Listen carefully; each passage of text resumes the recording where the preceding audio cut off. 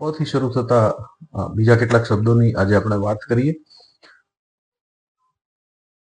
જ્યારે દિલ્હીમાં પ્રદૂષણ થાય છે ત્યારે કેટલાક રાજ્યો દ્વારા પરાળી સળગાવવાને કારણે પ્રદૂષણ થાય છે એવા અહેવાલો આપણે અખબારમાં વાંચ્યા છે. તો આ પરાળી શું છે? પરાળી માટે જે અનાજ કાઢી લીધા પછી ખાલી ડુંડાઓના અવશેષો કે જે કચરો છે એ કચરો સામાન્ય રીતે ખેડૂતો સળગાવતા હોય છે, એને પરાળી કહેવાય છે. પણ ગુજરાતમાં ખાસ કરીને સૌરાષ્ટ્રના હિસ્સામાં એ શબ્દ પરાળ તરીકે ઓળખાય છે, પરાળ. પણ એનું સંસ્કૃત નામ પણ છે પલાલ. અને પલાલ એટલે ધાન્ય વગરનું અનાજના ખાલી ડુંડાની સોટી એવો અર્થ શબ્દકોશ આપે છે. તો પલાલ શબ્દ પણ સંસ્કૃત પરથી આવેલો છે. પલિત શબ્દ આપણે સાંભળ્યો છે. પલિત શબ્દ ભૂત પલિતની સાથે આપણે સાંભળતા આવ્યા છીએ, પણ એ પલિત ના વિશેષ અર્થ પણ સંસ્કૃત શબ્દકોશ આપે છે. કેશ વગેરેમાં ગળપણની અવસ્થાથી જે સફેદપણું ધોળાપણું આવે છે તે એને પળી પણ કહેવાય, જે પલિત ઉપરથી આવેલો શબ્દ છે. તાપ અને ગરમી માટે પણ પલિત શબ્દ છે.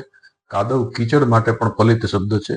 મરી, ગુગળ અને શિલાજીત માટે પણ પલિત શબ્દ છે. પલિત વૃદ્ધ વ્યક્તિને પણ કહી શકાય છે. અને અંગમ ગલિતમ પલિતમ મુંડમ આ જે શંકરાચાર્યની રચના છે. તો આ પલિત શબ્દના પણ વિશેષ અર્થો આપણને જાણવા મળે છે. પલિત એટલે માત્ર ભૂત પલિત વાળું જ પલિત નહીં, પણ અહીંયા વિશેષ અર્થ પણ આપણને જાણવા મળે છે. એવો જ પલ્લવ શબ્દ છે. પલ્લવ એટલે ફૂલોથી ભરેલું એવો આપણો અર્થ છે. પણ પલ્લવના કેટલા સરસ અર્થ સંસ્કૃત શબ્દકોશ આપે છે. પલ્લવ એટલે ઝાડનો પાલવ, કારણ કે આપણે જે મહિલાઓની સાડીનો પાલવ છે એ પલ્લવ શબ્દ ઉપરથી આવેલો શબ્દ છે. તો અહીં ઝાડનો પાલવ, નવાંકુર, ઝાડની શાખા, વિસ્તાર, લાખનો રંગ, જે લાખ આપણે ત્યાં વાપરીએ છીએ, એક પ્રકારનો વનસ્પતિજન્ય પદાર્થ છે, તો એના રંગ માટે પણ પલ્લવ શબ્દ વપરાય છે. અળતાના રંગ માટે પણ પલ્લવ શબ્દ વપરાય છે. સ્ત્રી પુરુષના પ્રેમ માટે પણ પલ્લવ શબ્દ વપરાય છે. વલય માટે પણ પલ્લવ શબ્દ વપરાય છે. શૃંગાર માટે પણ વપરાય છે. અને ચપલપણું એટલે ચંચળતા, એના માટે પણ પલ્લવ શબ્દ વપરાય છે. અને વન કે અરણ્ય માટે પણ પલ્લવ શબ્દ વપરાય છે. તો પલ્લવ પણ ઘણી બધી અર્થછાયાઓ ધરાવતો શબ્દ છે.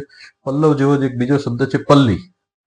તો પલ્લી એટલે નાનું ગામ કે નાનો કસ્બો, ઘરનો એક સમુદાય, એક વિસ્તાર, અથવા કુટીર અથવા ઝૂંપડું, આવા અર્થ પલ્લીના થાય છે.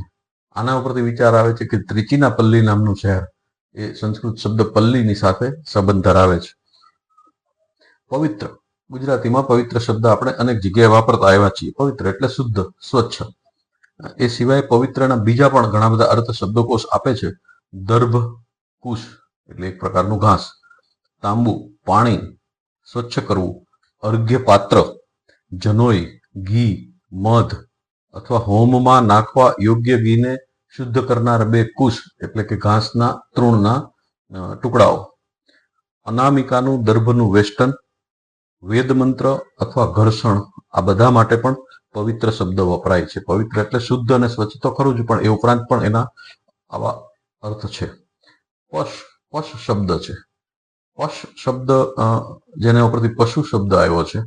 બાંધવું, બેડીમાં નાખવું, એ પશ એટલે જેના ઉપરથી પાસ શબ્દ આવ્યો છે એ પશ શબ્દ પણ છે. ને પશ ઉપરથી જ પશુ શબ્દ આવ્યો છે. પશુના પણ જુદા જુદા અર્થો. પશુ એટલે આપણે માત્ર એનિમલના અર્થમાં લઈએ છીએ, પણ પશુના પણ અર્થ શબ્દકોશ સરસ આપે છે. મૃગ વગેરે પ્રાણીઓ, બકરો, પશુ યજ્ઞ, યજ્ઞનો ઉંબરો, પરમાત્મા, શૈવાગમ પ્રસિદ્ધ જીવાત્મા, અગ્નિ અને ચિત્રાનું વૃક્ષ, આ બધા માટે પણ પશુ શબ્દ વપરાય છે. તો પશુ શબ્દના પણ આવા વિવિધ અર્થો આપણને શબ્દકોશ આપે છે. હવે પાટવ, એક નવો શબ્દ છે પાટવ. પાટવ એટલે ડાયાપણું, ચતુરાઈ, દક્ષત્વ, આરોગ્ય, તંદુરસ્તી, આ બધા માટે પાટવ શબ્દ વાપરવામાં આવે છે.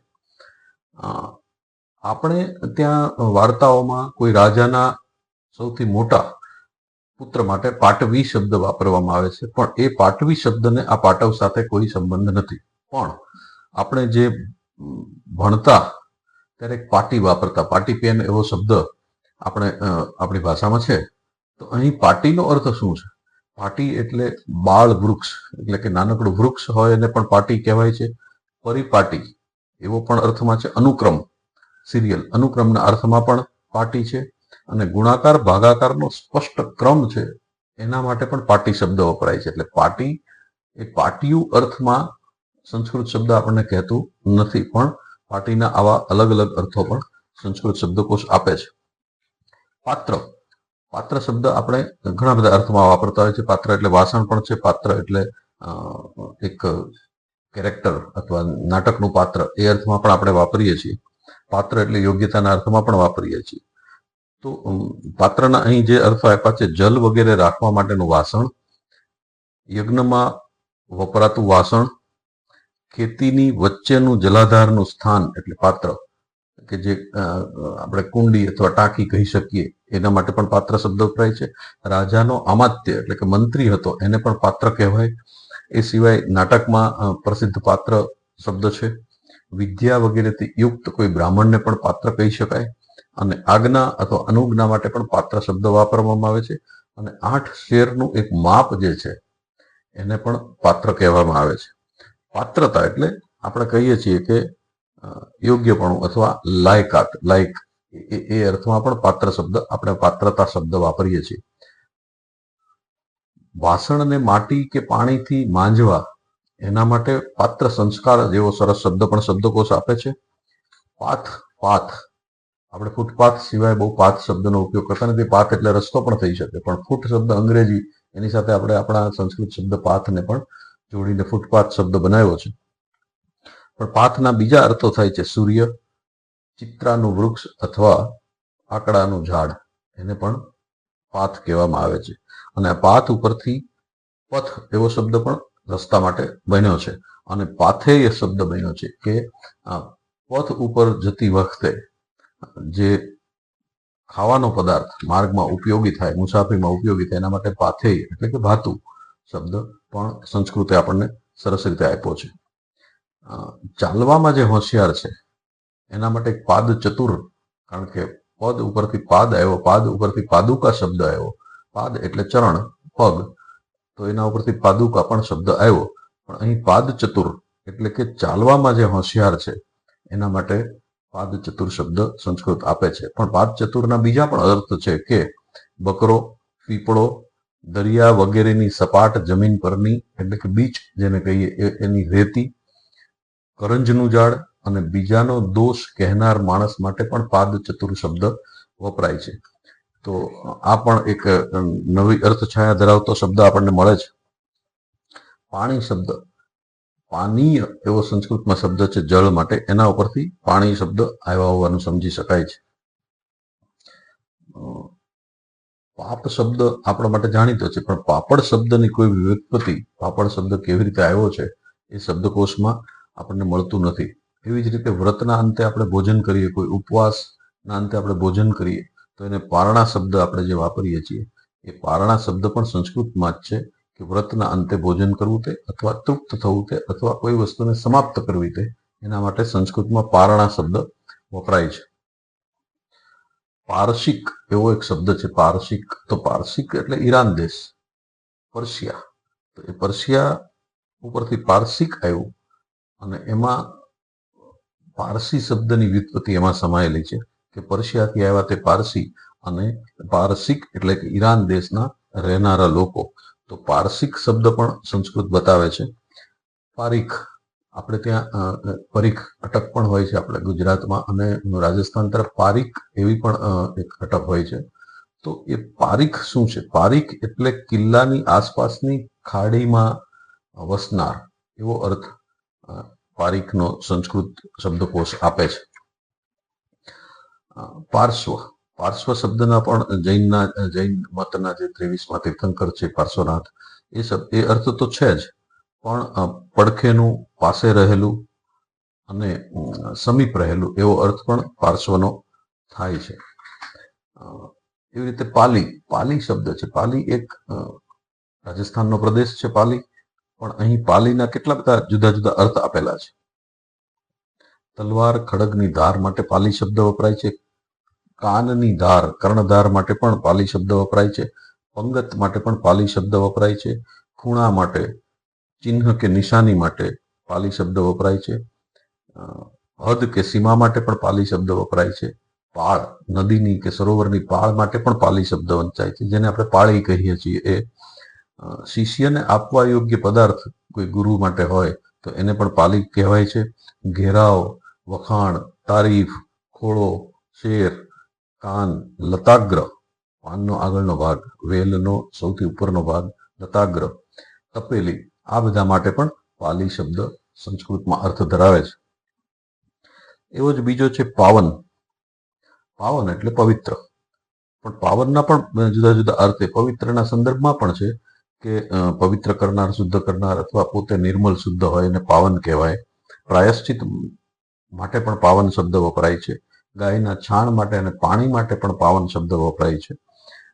રુદ્રાક્ષ, અગ્નિ, ધૂપ, ચિત્તક નામનું વૃક્ષ, પીળા રંગનો ભાંગરો અને વિષ્ણુ માટે પણ પાવન શબ્દ વપરાય છે. તો પાવનના પણ આટલા બધા સરસ અર્થ છે. પીક, પીક નામનો એક શબ્દ છે સંસ્કૃતમાં, પીક. આપણે અંગ્રેજીમાં પીક એટલે શિખર ગણીએ છીએ, પણ અહીં પીક એટલે કોયલ પંખીનું નામ છે અને સંસ્કૃતમાં કોયલને પીક કહેવાય છે. અને આંબાના ઝાડ એ કોયલનું નિવાસ સ્થાન ગણાય છે, એટલે પીક બંધુ એવો શબ્દ આંબાના ઝાડ માટે પણ આપ્યો છે. પિંગળ, પિંગળ શબ્દ પણ આપણે ત્યાં ગુજરાતીમાં વપરાય છે, પણ એના ઘણા બધા અર્થો છે. કે પિંગળ એટલે કાળા અને પીળાના મિશ્રિત વર્ણ વાળું પિંગળ હોય છે. પણ એ સિવાય પણ પિંગળ, હડતાલ માટે પિંગળ શબ્દ વપરાય છે. એટલે સંસ્કૃતમાં હડતાલ માટે પિંગળ શબ્દ આપણા માટે નવો છે. એ સિવાય પિંગળ એટલે પ્રાકૃત ભાષાનો છંદ, એક છંદ તો છે જ, પણ મહાદેવ, સૂર્યનો તે નામનું એક દરબારી, એનું નામ પણ પિંગળ છે. કુબેરના એક નિધિનું નામ પિંગળ નિધિ છે. વાનર માટે, નોળિયા માટે અને એક પ્રકારના ઝેર માટે અથવા એક પ્રકારના ગોળ પક્ષી માટે પણ પિંગળ શબ્દ વપરાય છે. યક્ષના પુરાણોમાં જે વાત છે, એક યક્ષનું નામ પણ પિંગળ છે. અગ્નિ, ચિત્રાનું ઝાડ અને એક જાતના સાપ માટે પણ પિંગળ શબ્દ વપરાય છે. પણ અહીં મહત્વનું રસપ્રદ વાત એ છે કે પિંગળ એટલે હડતાળ પણ થાય છે. એ આપણા માટે એક નવીન જાણકારી બની રહે છે. એ સિવાય પિતૃ, પિતૃ શબ્દ આપણે ગુજરાતીમાં વાપરતા હોઈએ છીએ, પણ પિતૃ સ્વશ્રુ એવો શબ્દ પણ અહીં છે કે જેમાં ફોઈ માટે, પિતાની બહેન માટે પિતૃ સ્વશ્રુ શબ્દ અહીં આપ્યો છે. સંસ્કૃતે પારિવારિક બધા જ સંબંધો માટે જુદા જુદા શબ્દો આપ્યા છે. આપણે અગાઉના પ્રસારણમાં પણ એ જોયા છે. તો પિતૃ ઉપરથી પણ ઘણા બધા શબ્દો સંસ્કૃત શબ્દકોશ આપે છે. એવી રીતે પુત્તલ એવો એક શબ્દ છે, પુત્તલ. પુત્તલ એટલે પૂતળું, પૂતળુંનું સંસ્કૃત પુત્તલ થાય છે. અને પુત્તલક એવો પણ એક શબ્દ સાથે સાથે છે. પિત્ત, પિત્ત એટલે પીળું એવો અર્થ થાય છે. અને પિત્તલોહ એટલે પીળા રંગનું જે લોખંડ છે તેને પિત્તલોહ કહેવાય, એટલે કે જેને આપણે પિત્તળ કહીએ છીએ. એના માટે સંસ્કૃતમાં પિત્તલોહ એવો શબ્દ પણ છે. આ સિવાય પુનઃ, ફરી કરવું, એ પુનઃ શબ્દ ઉપરથી પણ ઘણા બધા શબ્દો બન્યા છે સંસ્કૃતમાં અને એની એકાકી લંબાણપૂર્વક વિવેચન પણ છે. પુરસ્કરણ, પુરસ્કરણ શબ્દ જે આપણે પુરસ્કાર શબ્દ જેના ઉપરથી આવ્યો છે, એના પણ પુરસ્કરણના પણ કેટલા બધા શબ્દ અર્થ છે. પૂરું કરવું, તૈયાર કરવું, સિદ્ધ કરવું, આગળ કરવું કે અગ્રેસર કરવું, પૂજવું, સત્કાર કરવો, આદર કરવો, વચન આપવું, કોઈ વસ્તુની રચના કરવી, આરોપ કે ઠપકો આપવો, છાપો મારવો, ધાડવું એટલે કે ટોળું, એના માટે પણ પુરસ્કરણ શબ્દ વપરાય છે. ધ્યાનમાં લાવવું, સ્વીકારવું, એના માટે પણ પુરસ્કરણ શબ્દ વપરાય છે. તો સંસ્કૃત ભાષાની આ વિશેષતા છે કે એક જ શબ્દના જુદી જુદી અર્થ છાયાઓ આપણી સામે મૂકે છે. પુષ્કર, પુષ્કર એક તીર્થ છે આપણે ત્યાં રાજસ્થાનમાં. તો એ પુષ્કરના પણ ટોટલ 28 અર્થ થાય છે. પુષ્કર શબ્દના જ એમાંના કેટલાક જોઈએ તો હાથીની સૂંઢનો અગ્રભાગ પણ પુષ્કર કહેવાય છે. પાણીને પણ પુષ્કર કહેવાય છે. આકાશને પણ પુષ્કર કહેવાય છે.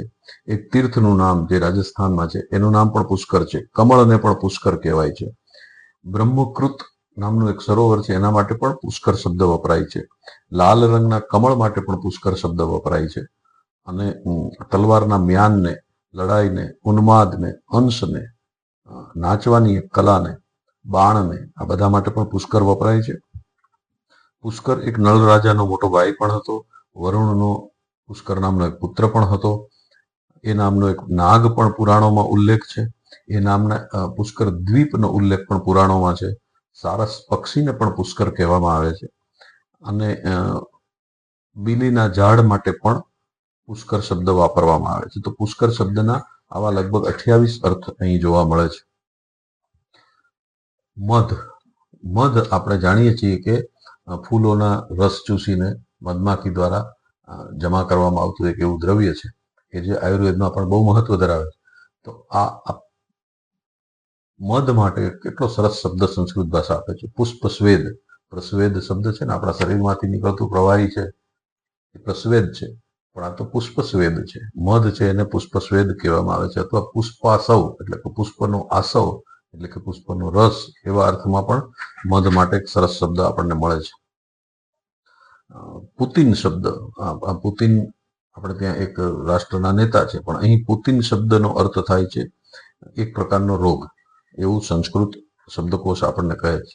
પૂર્ણ. પૂર્ણ શબ્દ પણ આપણે ગુજરાતીમાં વાપરીએ છીએ. પૂર્ણ એટલે પૂરું થયેલું. પૂર્ણથી શરૂ થતા ઘણા બધા શબ્દો સંસ્કૃત શબ્દકોશમાં છે. પૂર્વ એટલે કે પહેલાનું. તો પૂર્વ શબ્દથી શરૂ થતા ઘણા બધા પૂર્વ વૃત્ત, પૂર્વ વાદિન, પૂર્વ રંગ, પૂર્વા, પૂર્વ ચરિત, પૂર્વ ફાલ્ગુની નામનું નક્ષત્ર, પૂર્વ પીડિકા, પૂર્વ દિષ્ટ, પૂર્વ દેવતા, પૂર્વ દેવ, પૂર્વાષાઢા, પૂર્વાશ્રમ, આવા પૂર્વ ઉપરથી શરૂ થતા ઘણા બધા શબ્દો પણ સંસ્કૃત શબ્દકોશ આપે છે. પૃથ્વી. પૃથ શબ્દ જે છે એનો અર્થ થાય છે ઉડાડવું. ખરેખર પૃથ, પૃથક, પૃથક જે શબ્દ સંસ્કૃતમાં વપરાય છે, પૃથ શબ્દ એટલે ઉડાડવું એવો અર્થ છે. પણ પૃથ્વી એ શબ્દ પણ એના ઉપરથી જ આવેલો છે. અને પૃથ ઉપરથી ઘણા બધા શબ્દો બને છે, જેમાં હિંગના છોડના ઝાડ એટલે કે હિંગુપત્રી, એના માટે પણ પૃથુકા શબ્દ છે.